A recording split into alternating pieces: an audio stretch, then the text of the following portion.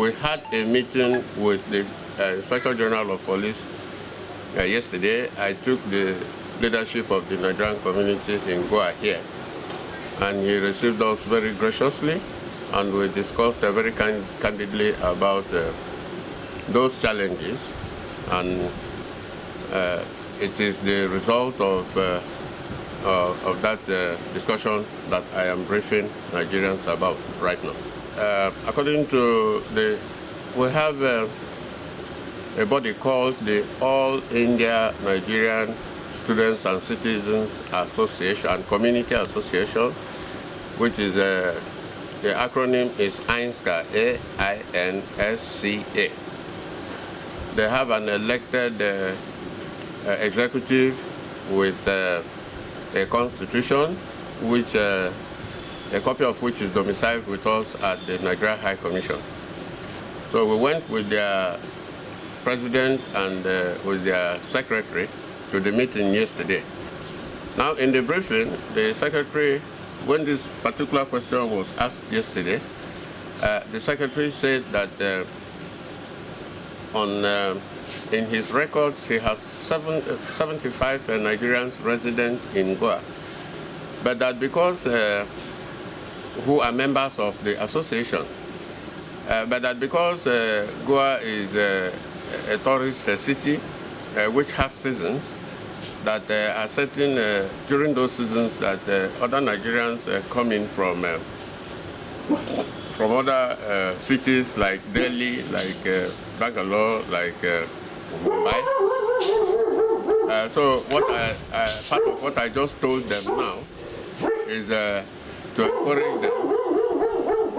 encourage them to register when they come, so that we will have so that the association here will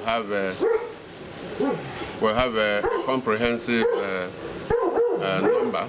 India established a diplomatic office in Nigeria in 1958, whereas Nigeria got independence in 1960. So which means that 2 years before we got our independence, India already had such an office. So when we got our independence, we also established an embassy in India. India and Nigeria have been members of the non-aligned movement. India was a prominent supporter of Nigeria's stand against the anti-apartheid struggle. Throughout their membership of the United Nations, Nigeria and India has never stood on different sides of any international question. They are both active in promoting world peace, like in peacekeeping organizations, providing peacekeeping forces. India is Nigeria's biggest trading partner in the world, and Nigeria is India's biggest trading partner in Africa. There are, like I said, more than 160 Indian companies already present in Nigeria, and the number is growing. Nigerian-owned businesses have a lot of Indian managers and technicians and supervisors and engineers, and the chief of them is the Dangote Group, which is the biggest group in Nigeria, and it employs a whole lot of Indians. So the relationship is fantastic. Yeah. Which is the main economy of the Nigeria? The main economy of Nigeria has been anchored on the export of oil, but of late we are doing everything possible to diversify, and our diversification is centered on agriculture, and is centered on manufacturing, and is centered on mining, and not only mining but beneficiation, which means value addition to the raw minerals that are mined. Our oil sector is already very comprehensively developed because we've relied on it. And I want to say that a whole lot of governance reforms are going on in Nigeria, starting with a very vigorous fight against corruption and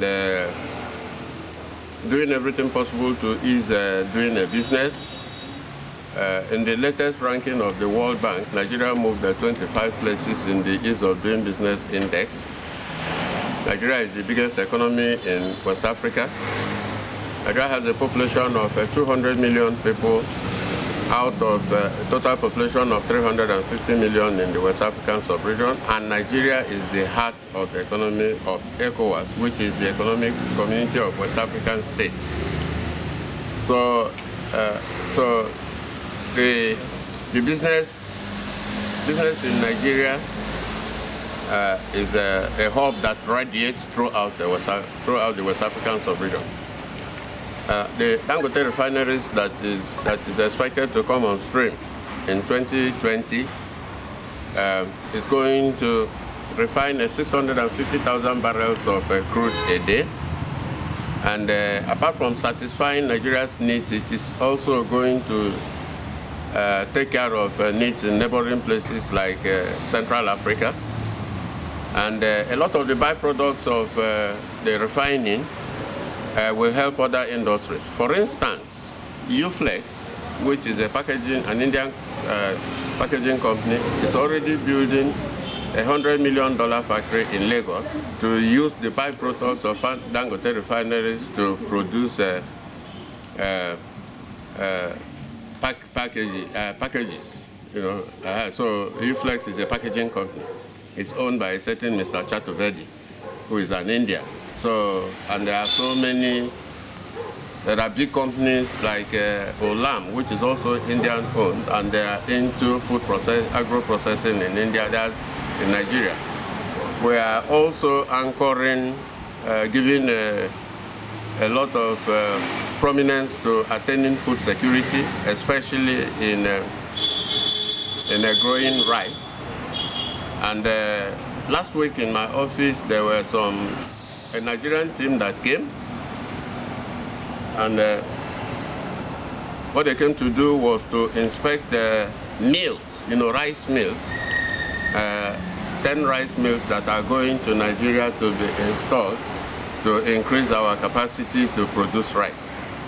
We have decided that we will stop importing rice from outside because we have the arable land, we have the